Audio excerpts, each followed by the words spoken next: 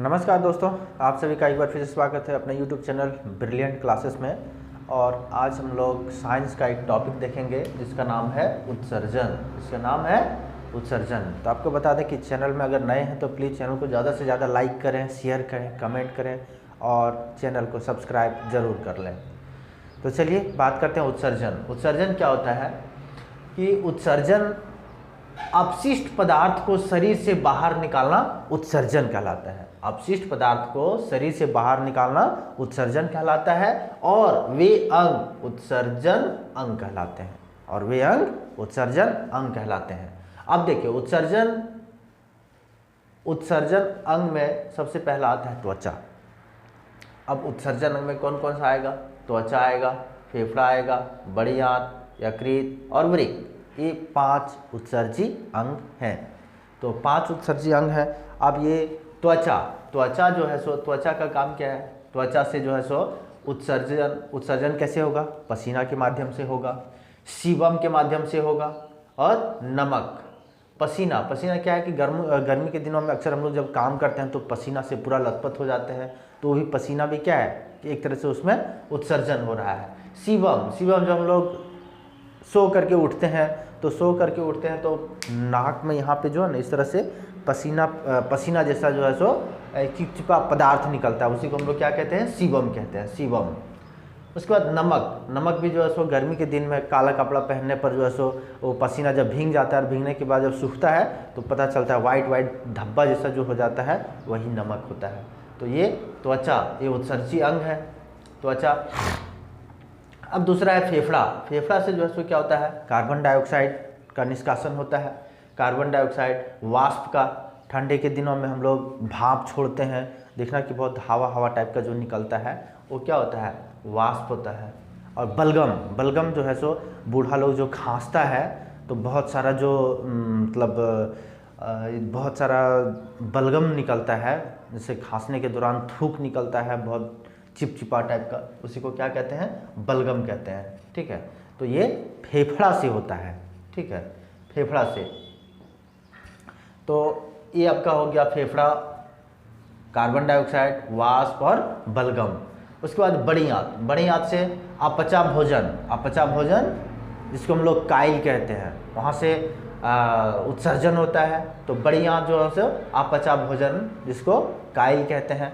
और एक हो गया यकृत से कैसे होता है? और ये क्या करता है यकृत? ये अमोनिया को यूरिया में परिवर्तन कर देता है। ये क्या करता है? अमोनिया को यूरिया में परिवर्तन कर देता है, जो कि अमोनिया बहुत ही खतरनाक पदार्थ होता है। ये हमारे शरीर के लिए बहुत ही हानिकारक होता है। ये अमोनिया को किस में कन्वर्ट कर देता है? यूरिया में कन्वर्ट कर देता है। और ये यूरिया किडनी को दे देता है और किडनी में ट्रांसफ़र कर देता है। और किडनी क्या करता है? यूरिया पेशाब के रूप में उत्सर्जन कर देता है। तो अमोनिया को यूरिया में परिवर्तन करने का काम कौन किया? लीवर किया। और ये वृक्क क्या किया? यूरिया को पेशाब के रूप में उत्सर्जन कर देता है, पेशाब के रूप में। और ये यूरिया जो होता है वो क्या होता है कि अक्सर आप लोग देखिएगा कि जहाँ पे कोई भी दीवार के किनारे जब पेशाब किया जाता है तो उस समय नहीं, 2-3 घंटा के बाद जो है ना वो फिर से यूरिया जो है सो अमोनिया में बदल जाता है। और ये अमोनिया ही है जिसकी वजह से हम लोगों को इतना गंद करता है, इतना दुर्गंध जो फैलाता है। और ये अमोनिया ही है जो कि बड़ा दीवार को जो है सो क्या होता है, लगातार उसमें पेशाब करने से क्या होता है कि वो दीवार भी ढहा देता है। तो ये अमोनिया बहुत ही खतरनाक होता है। तो हम लोगों ने देख लिया कि ये उत्सर्जन अंग 5 उत्सर्जन अंग है। ये सभी त्वचा, फेफड़ा, बड़ी आंत, यकृत और वृक्क। ये जो सो एग्जाम में अक्सर पूछा जाता है कि इनमें से कौन सा उत्सर्जन अंग है या फिर नहीं है। अगर नहीं है, 4 ऑप्शन दे देगा, एक और कोई दे देगा, तो उसमें से पता चलेगा कि इसमें से एक उत्सर्जन अंग नहीं है, बाकी 4 उत्सर्जन अंग, बाकी तीनों उत्सर्जन अंग है।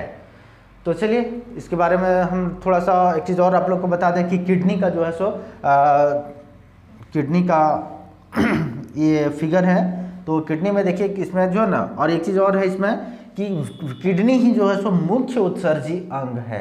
ये सब उत्सर्जी अंग तो है, लेकिन अगर इनमें से बात करेगा मुख्य उत्सर्जी अंग का तो वो है किडनी। अब किडनी 2 तरह से होता है। अब देखिए उसका किडनी का डायग्राम है। इसका नाम क्या है? ये जो किडनी का सबसे ऊपरी भाग का नाम क्या है? एड्रिनल, इसको अधिवृक्क कहते हैं। और ये मटर के दाने के समान मटर के दाना बोलो या सीम का दाना बोलो, ये है किडनी। किडनी जिसको हम लोग हिंदी में वृक्क बोलते हैं, वृक्क। और ये जो पेशाब जो है सो ब्लडर तक पहुंचता है उसको हम लोग क्या कहते हैं, यूरेटर यानी मूत्र वाहिनी। और ये जहाँ पे ब्लडर जो कि कम से कम ½ लीटर तक ये जो है सो पेशाब को स्टोर करके रखता है, और जिससे पेशाब बाहर निकल जाता है उसको कहते हैं यूरेथ्रा, यूरेथ्रा। और किडनी का जो है सो इसका एक जो है सो इसको थोड़ा जूम करके लिया गया है, जिसका नाम बाहरी भाग को क्या कहते हैं, कॉर्टेक्स कहते हैं, और बीच वाले भाग को मेडुला, और ये रेनल हाइलम, रेनल हाइलम है। अब इसके बारे में हम लोग डिटेल से चर्चा करेंगे। तो अब हम लोग देखेंगे किडनी। किडनी जो है इसका क्या काम होता है, कैसे ये नियंत्रित करता है हमारे बॉडी को। और तो चलिए, तो ये सबसे पहले ये जो सो ये किडनी जो होता है वो हमारी बॉडी का मुख्य उत्सर्जी अंग होता है, मुख्य उत्सर्जी अंग होता है। और ये क्या करता है, रक्त को छानता है, रक्त को छानता है, न कि शुद्धिकरण करता है। शुद्धिकरण करने का काम है फेफड़ा का। जैसे ही हम लोग सांस लेते हैं तो उसमें बहुत सारे कार्बन डाइऑक्साइड, नाइट्रोजन वगैरह वगैरह बहुत सारे रहते हैं, जो कि वो क्या करता है, वहाँ पर शुद्धिकरण जो होता है वो फेफड़ा में होता है, और ये शुद्धिकरण करके फिर से वो हार्ट को भेज देता है, और हार्ट जो सो फिर से पूरे बॉडी में सप्लाई कर देता है। लेकिन छानने का काम कौन करता है, जो बेकार पदार्थ रहता है वो सबको छानने का काम कर रहा है, ये रक्त को छानने का काम किडनी का होता है, किडनी का। साथ ही साथ क्या होता है, पेशाब निर्माण, पेशाब बनाने का काम भी किडनी का होता है। पेशाब निर्माण, एसिड बेस और एसिड और बेस को पीएच बोला जाता है, तो वो पीएच को भी नियंत्रित करने का काम कौन करता है, किडनी करता है। तो एसिड बेस को नियंत्रित करने का भी काम करता है किडनी। साथ ही साथ जहर को निष्क्रिय करता है, जहर को निष्क्रिय करता है, यानी कि अगर कोई व्यक्ति जैसे हम लोग बहुत सारे भोजन करते हैं, तो भोजन में भी कुछ कुछ चीज़ों में ऐसे होता है जो कि जहर का मात्रा रहता है, तो उसको वो नियंत्रित करता है और उसको उस जहर को निष्क्रिय कर देता है, कौन, किडनी। लेकिन जब कोई व्यक्ति मर जाता है, तो जहर खाने की वजह से मर जाता है, तो उसका पहचान जो है सो कैसे करता है, तो वो लीवर से होता है। वो सबसे पहले लीवर को डैमेज करता है, सबसे पहले लीवर को वो खराब करेगा, उसके बाद जाकर के। इसीलिए जब कोई व्यक्ति जहर खा करके मरता है तो पोस्टमार्टम रिपोर्ट किससे करता है, वो लीवर से करता है, लीवर यानी यकृत से। तो किडनी का काम क्या है, पेशाब निर्माण, एसिड बेस को नियंत्रित करना, साथ ही साथ जहर को निष्क्रिय करना। और किडनी की संख्या 2 होती है, भार 140 ग्राम होता है, भार कितना होता है, 140 ग्राम होता है। और इसका जो झिल्ली बना होता है, किडनी का जो झिल्ली बना होता है वो पेरिटोनियम का बना होता है, पेरिटोनियम का बना होता है। बाहरी भाग को कॉर्टेक्स बोलते हैं। देखिए ये है आपका बाहरी भाग, ये किडनी हो गया आपका, तो किडनी का बाहरी भाग को क्या बोलेंगे, कॉर्टेक्स बोलेंगे। आंतरिक भाग को मेडुला बोलेंगे, आंतरिक भाग को मेडुला बोलेंगे। और इसका प्रवेश द्वार जो होता है वो प्रवेश द्वार को रीनल हाइलम बोलते हैं, रीनल हाइलम बोलते हैं।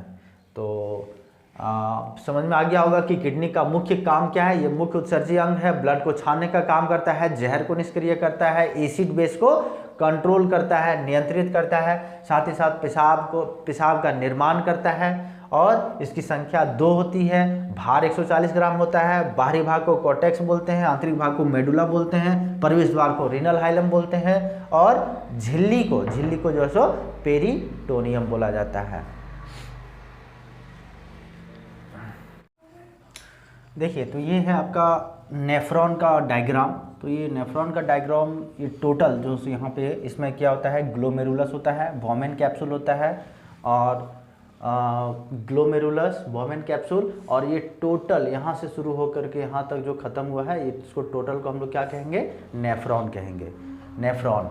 तो इस नेफ्रॉन को जो है सो एक चीज़ हम और आप लोग को क्लियर कर दें कि इसकी जो किडनी की जो इकाई होती है, किडनी की इकाई होती है नेफ्रॉन। और किडनी में जो है सो लगभग 8 लाख नेफ्रॉन मिल करके हमारा किडनी का निर्माण होता है। कितना, लगभग 8 लाख नेफ्रॉन मिल करके हमारा किडनी बनता है। तो ये नेफ्रॉन का डायग्राम है। तो नेफ्रॉन का जो डायग्राम होता है वो देखिए, उसमें सबसे पहला जो होता है, ये जो गुच्छा वाला भाग जो दिख रहा है, इसको हम लोग क्या कहेंगे, ग्लोमेरुलस कहते हैं। ग्लोमेरुलस का काम क्या है कि इसका काम है अल्ट्रा फिल्ट्रेशन यानी कि निस्पंदन, ब्लड को छानने का काम करता है। ये रक्त के कणों को छानता है। और इसमें क्या होता है, इसका एक खराबी है, इसका एक खराबी क्या है कि ये ग्लोमेरुलस में जितने भी रक्त के कण हैं उसमें से बहुत सारे विटामिन, खनिज, लवण, जो भी अच्छा पदार्थ जो होता है उसको भी ये छान देता है। और ये ग्लोमेरुलस क्या करता है, ग्लोमेरुलस छान करके इसको भी अंदर कर देता है, जो कि ये फिर से यहाँ पर एक लगा हुआ है बोमेन, ठीक है, बोमेन कैप्सूल, और फिर ये बोमेन कैप्सूल के यहाँ भेज देता है। अल्ट्राफिल्ट्रेशन में क्या होता है, रक्त के कणों को छानता है, साथ ही साथ शुद्ध रक्त को वापस कर देता है। और यहाँ पे जो है सो क्या है, ये ग्लोमेरुलस जो शुद्ध रक्त होता है उसको फिर से हमारे शरीर के लिए भेज देता है। अब उसके बाद आ गया बोमेन में। तो बोमेन में क्या करता है, बोमेन का काम है आवश्यक पदार्थ का पुनः अवशोषण। ये जो है सो जो अच्छा पदार्थ था उसको भी छान दिया, और छान करके कहाँ पर भेज दिया, बोमेन कैप्सूल में, या फिर इसको बोमेन कैप्सूल का दूसरा नाम क्या है, संपुटक। एग्जाम में आया हुआ भी है कि बोमेन कैप्सूल का काम क्या है, तो बोमेन कैप्सूल या फिर बोमेन संपुटक का काम है आवश्यक पदार्थ का पुनः अवशोषण या फिर रीएब्जॉर्प्शन। तो बोमेन कैप्सूल क्या करता है, ये जो आवश्यक पदार्थ है उसको भी छान दिया था, उसको फिर से अवशोषण करना, रीएब्जॉर्प्शन करना, यानी आवश्यक पदार्थ को पुनः अवशोषण करना। साथ ही साथ ये क्या है, यूरिया को अलग कर देता है। ये बोमेन कैप्सूल क्या करता है, यूरिया को अलग कर देता है, यूरिया को अलग करना। और ये अलग किस विधि द्वारा होता है, ये डायलिसिस, अपोहन विधि के द्वारा होता है, डायलिसिस के द्वारा होता है। अब आ जाता है नेफ्रॉन, और फिर ये नेफ्रॉन क्या करता है, यूरिन, यानी यूरिन का निर्माण करके पेशाब के रूप में शरीर से बाहर निकालने का काम कर देता है। तो ये था पूरा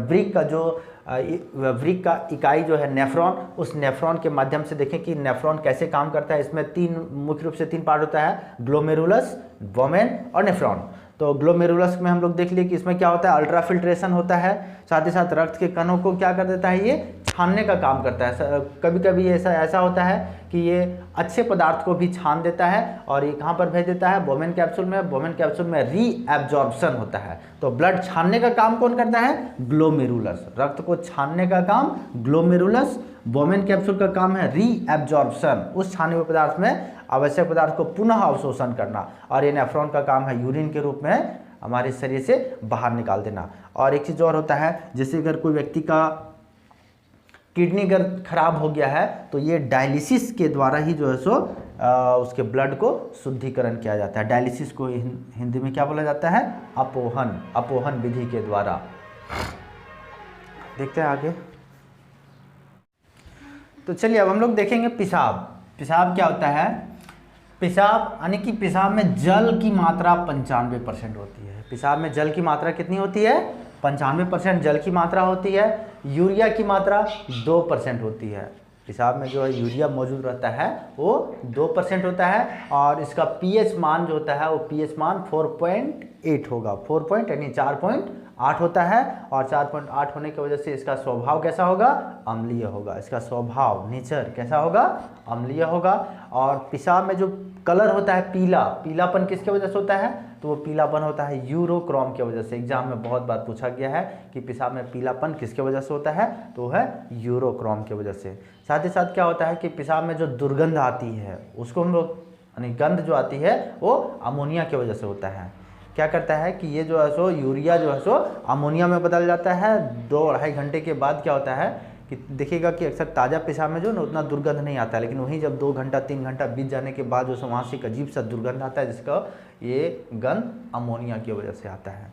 तो ये था यूरिन पेशाब के बारे में। अब देखते हैं किडनी की कुछ बीमारी है, ठीक है। तो किडनी की कुछ बीमारी, उसमें सबसे प्रमुख बीमारी है वो है स्टोन, जिसको हम लोग पथरी कहते हैं। तो पथरी किसका बना होता है, तो वो है कैल्शियम ऑक्जिलेट का बना होता है। पथरी किसका बना होता है, एग्जाम में बहुत बार रिपीटेड किया गया क्वेश्चन है कि किडनी का जो पथरी बीमारी है या फिर स्टोन डिजीज है वो किसके वजह से होता है, तो कैल्शियम ऑक्जिलेट की वजह से होता है। कैल्शियम ऑक्जिलेट के जो सो पथरी बनता है। अब एक है यूरेनिया। यूरेनिया एक बीमारी है, ये भी किडनी में होता है। यूरेनिया में क्या होता है, इसमें अमोनिया की मात्रा बढ़ जाती है, अमोनिया की मात्रा बढ़ जाती है। यूरेनिया रोग में क्या होता है, किसके वजह से होता है, अमोनिया की मात्रा बढ़ जाती है, तो यूरेनिया बीमारी हो जाता है। एक होता है ग्वाट, ग्वाट यानी कि इसको गठिया कहते हैं। अक्सर बूढ़ा लोग का जो है सो गठिया हो जाता है। गठिया रोग जब उम्र ढलता है ना, तो वहाँ से क्या होता है, यूरिक एसिड की मात्रा बढ़ जाती है। जहाँ पर गांठ है, जैसे यहाँ पर एक जॉइंट है, तो जॉइंट में क्या होता है, यूरिक एसिड की मात्रा बढ़ जाती है। यूरिक एसिड की मात्रा बढ़ने से क्या होगा, गठिया रोग होगा। अक्सर देखते हैं होंगे बूढ़ा लोग जो है सो बैठने उठने में बहुत लोग को तकलीफ होता है, परेशानी होता है, तो किसके वजह से होता है, वो यूरिक एसिड की मात्रा बढ़ जाने की वजह से, यूरिक एसिड की मात्रा बढ़ जाने की वजह से। अब है किडनी जो है सो खराब जब हो जाएगा, तो किडनी खराब होने से इसको जो है सो, और कोई भी मरे हुए व्यक्ति का 48 घंटे के अंदर उसका जो है सो क्या होता है, का ट्रांसप्लांट कर दिया जाए तो वो सक्सेस हो जाएगा। तो किडनी जो है सो खराब हो जाने पर 48 घंटे के अंदर उसको ट्रांसप्लांट कर लिया जाना चाहिए, तभी वो जो है सो वो सक्सेस हो पाएगा। अब आता है मुख्य उत्सर्जी पदार्थ। अब जैसे मुख्य उत्सर्जी पदार्थ क्या होता है, जैसे पादप या फिर पेड़ में, पादप में भी पेड़ में भी लाशा या गोंद निकलता है। देखिएगा कि पेड़ में थोड़ा सा अगर काट दीजिएगा, उसके 2-4 घंटे 10 घंटे के बाद जो सो वहाँ पर एक चिपचिपा पदार्थ निकलता है लाल लाल टाइप का, जिसको क्या कहा जाता है, लाशा या फिर उसको गोंद भी बोला जाता है। अक्सर मुनगा के साग में पेड़ में देखिएगा कि लाल लाल जो सो अक्सर निकलते रहता है, वो भी क्या है, वो भी उत्सर्जी पदार्थ है, उत्सर्जन पदार्थ है। तो उत्सर्जन पदार्थ है। अब एक होता है यूरियोटेलिक यानी कि यूरियोटेलिक यानी यूरिया उत्सर्जन में कौन कौन आ जाएगा, यूरियोटेलिक में। तो मुख्य उत्सर्जी पदार्थ यूरियोटेलिक में यूरिया उत्सर्जन करने वाले, उसमें आ जाएगा स्तनधारी, इसमें मानव या फिर पशु भी हो जाएगा। स्तनधारी कहने का मतलब क्या, स्तनधारी मतलब सिर्फ महिलाएं ही नहीं होता है, स्तनधारी कहने का मतलब महिला पुरुष दोनों इसमें आता है, ठीक है। तो स्तनधारी ये हो गया आपका, मानव भी हो जाएगा स्तनधारी में, पशु भी आ जाएगा, ठीक है। अब एक होता है यूरिक में यानी यूरिक एसिड जो उत्सर्जी पदार्थ करते हैं यूरिक एसिड का, वो कौन कौन होते हैं, पक्षी होते हैं और सरीसृप यानी रेप्टाइल। इसके बाद है एमिनोटेलिक यानी अमोनिया उत्सर्जन करने वाले, जैसे मछली, कीट, ये सब जो है सो एमिनोटेलिक कहलाता है। हम लोग किस में आ जाएंगे, यूरियोटेलिक में, यूरियोटेलिक में। और यूरियोटेलिक में आ जाएगा पक्षी और सरीसृप यानी जो रेंग के चलने वाले। अब है एमिनोटेलिक में अमोनिया उत्सर्जन करने वाले, जैसे कौन कौन हो जाएंगे, मछली हो जाएंगे, कीट हो जाएंगे। अब है ग्वाइनोटेलिक यानी ग्वानिन उत्सर्जन करने वाले, आ जाएंगे इसमें कौन, कीट, सिर्फ कीट आ जाएंगे ग्वाइनोटेलिक में। तो ये था महत्वपूर्ण चैप्टर उत्सर्जन। तो अब हम लोग देखेंगे, तब तक मिलते हैं नेक्स्ट वीडियो में।